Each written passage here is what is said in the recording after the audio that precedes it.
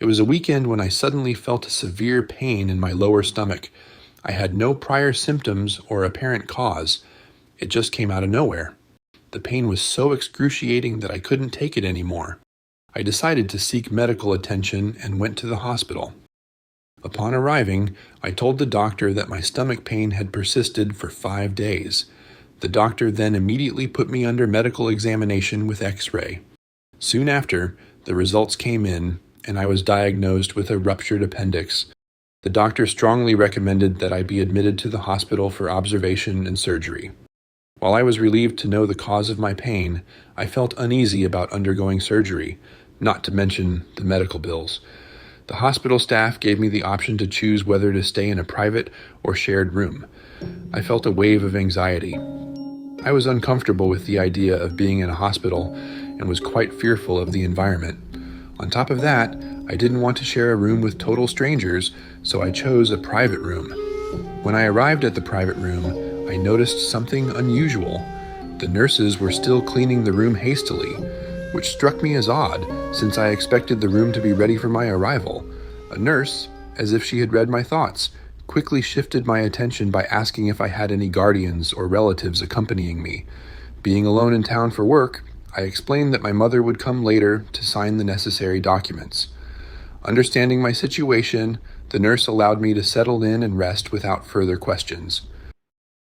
The room, being in a private hospital, was quite nice in appearance, with modern amenities and a comfortable setting, but somehow I couldn't shake a sense of unease. Despite the room's pleasant appearance, there was an odd, chilling coldness that permeated the space, even though the air conditioning was turned off. I found myself needing to keep a blanket on at all times, which only added to the unsettling atmosphere. As is often the case in hospitals, I found it difficult to sleep. The pain, combined with the strange environment, kept me awake for a long time. Eventually, fatigue and medication began to take effect, and I soon started to drift off to sleep.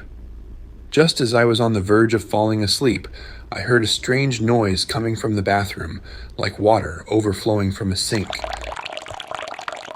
I listened carefully to see if the noise was coming from my room or somewhere nearby, but I couldn't pinpoint its exact location.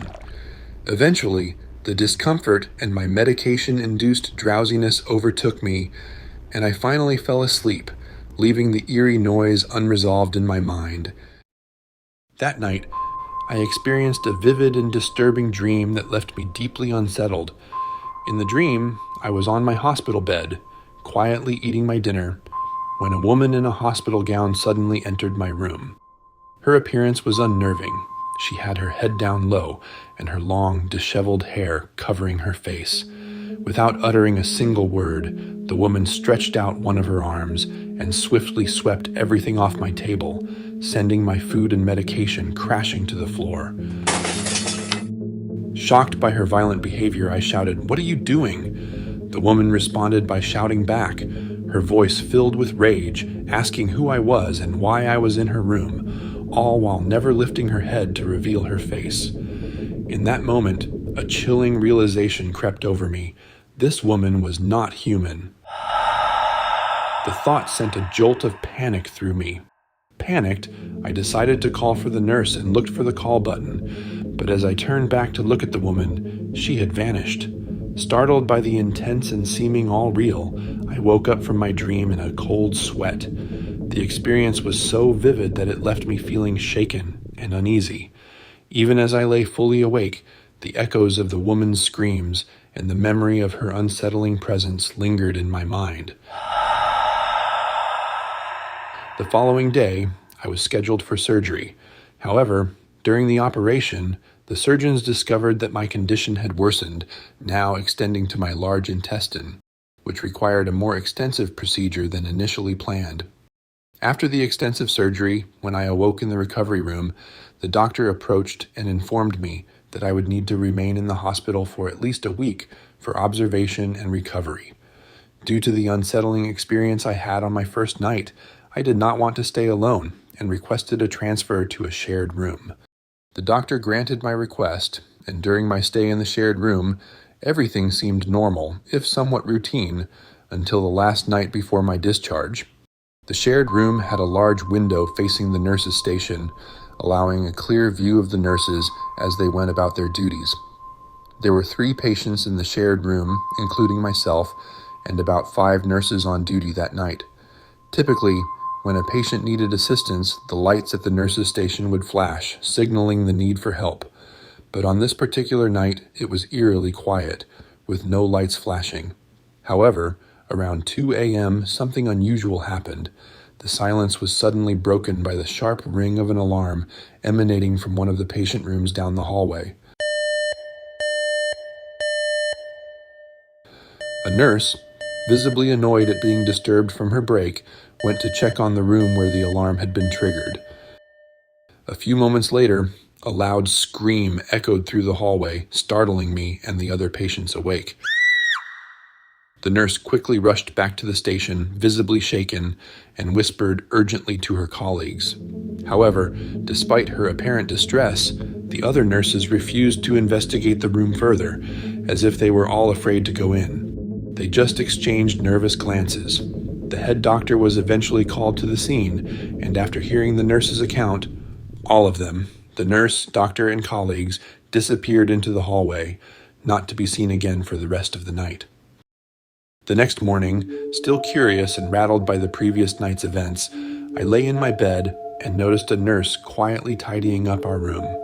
Driven by a mix of curiosity and lingering fear, I decided to ask her about what had happened earlier. The nurse hesitated before revealing a chilling detail. She explained that shortly after the alarm had gone off, the nurse had rushed to the room where the disturbance had been reported. What she found was something out of a nightmare.